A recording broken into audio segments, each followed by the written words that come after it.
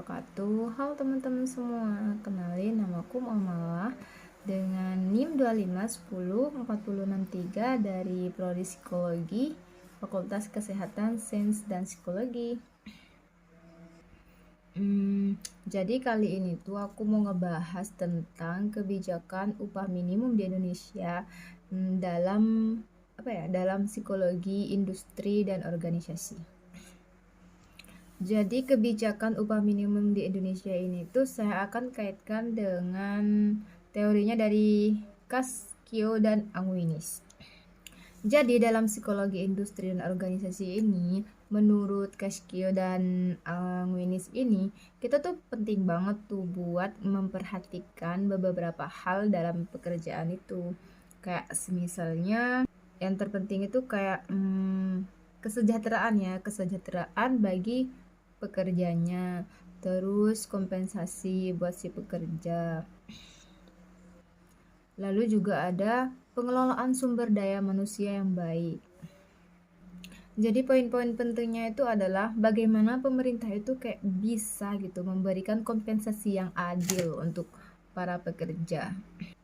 Karena kan hal itu sangat berpengaruh ya untuk kualitas kinerja dan juga motivasi karyawan yang bisa bikin mereka tuh makin meningkat kerjanya, jadi kayak makin semangat gitu. Jadi kayak dulu ya pas aku lagi kerja itu kan, kalau kita tuh lebih diperhatikan kayak masalah gaji atau kayak hak-hak kita tuh lebih diperhatikan, kita tuh kayak semakin termotivasi gitu. Terus aturan-aturannya itu kayak yang masuk akal dan menguntungkan dua belah pihak, bukan cuma menguntungkan satu pihak saja. Nah, kalau kita lihat nih ya, di Indonesia itu kan emang upah minimum itu udah diatur. Tapi prakteknya di lapangan itu kadang nggak sama yang apa yang udah diatur dari atas gitu. Kayak kadang berbanding berbalik sama itu. Jadi dalam prakteknya itu masih banyak banget gitu permasalahannya. Nggak sesuai dengan yang mau diterapkan oleh pemerintah atau yang sudah dikasih kebijakan dari atas gitu. Dalam prakteknya itu masih banyak banget kayak masalah-masalah gitu. Jadi kayak upah minimum dari beberapa daerah itu emang belum bisa kayak memenuhi tuntutan hidup, apalagi sekarang ini ya semuanya kayak barang-barang mahal-mahal udah naik-naik. Terus kenaikan upah itu sering gak sebanding dengan inflasi. Jadi kayak masih ada ketimpangan antara daerah satu dengan daerah yang lainnya. Jadi dari sudut psikologi kayak gini tuh bisa mempengaruhi motivasi karyawan dalam bekerja, kayak bikin mereka itu nggak puas, bikin mental para pekerja itu kayak motivasinya tuh jadi berkurang gitu, kayak malas-malesan gitu loh. Jadi bakalan ada tuh dampak-dampak yang akan dihasilkan dari ya kurangnya optimalnya itu, karena beberapa kebijakan yang dibikin pemerintah itu jadi nggak optimal. Kayak pekerja itu kan merasa nggak dihargai, terus motivasinya kayak menurun, terus produktivitasnya tuh juga turun, terusan tingkat stresnya tuh ya makin meningkat, kayak mental health gitu loh. Jadi gimana ya, jadi kayak makin stres dong. Terus kalau dibiarin hal kayak gini itu nanti itu bisa berdampak besar baik bagi organisasinya atau secara ekonomi atau kayak keseluruhan.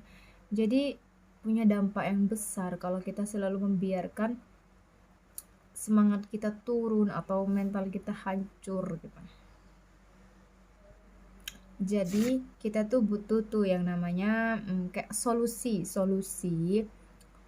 dari psikologi, industri dan organisasi. Kayak diantaranya menetapkan sistem upah yang lebih adil, terus yang berbasis dengan kebutuhan hidup kita. Terus memberikan fleksibilitas kerja untuk meningkatkan kesejahteraan. Jadi penting banget tuh kita juga harus memperhatikan kesejahteraan kita. Dan yang paling penting lagi nih ya, mengurangi diskriminasi dalam dunia kerja. Kayak gitu tuh banyak banget loh yang kayak diskriminasi dalam dunia kerja. Apalagi tuh ya yang baru-baru, yang baru masuk kerja. kadang ada senior dan junior. Nah, si junior tuh kasihan kadang sama juniornya itu, ada aja lah pokoknya yang kayak diskriminasi lah sama yang junior-junior gitu. Karena mereka itu udah merasa senior. Lalu seenaknya mendiskriminasi si junior tadi.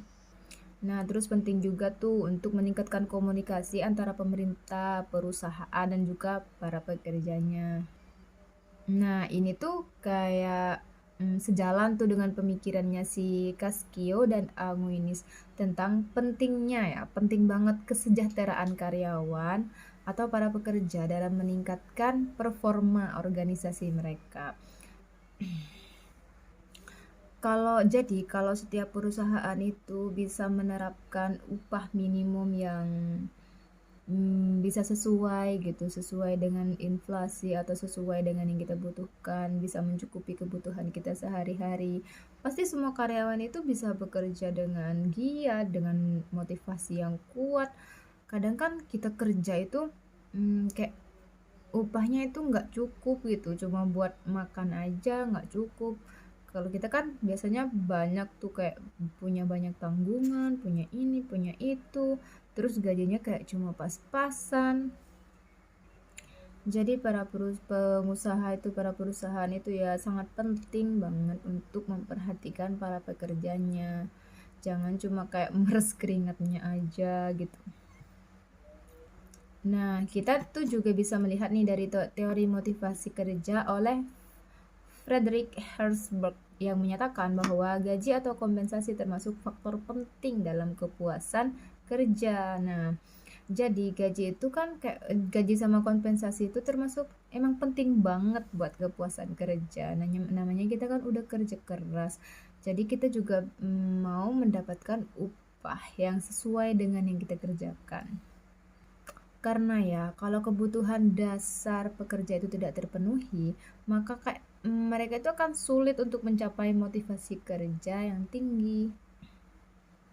Jadi dari semua yang saya sampaikan dari tadi itu, pembahasan itu bisa disimpulkan bahwa ya kebijakan upah minimum di Indonesia itu perlu dikembangkan lagi untuk biar lebih adil dan sesuai dengan kebutuhan masyarakat.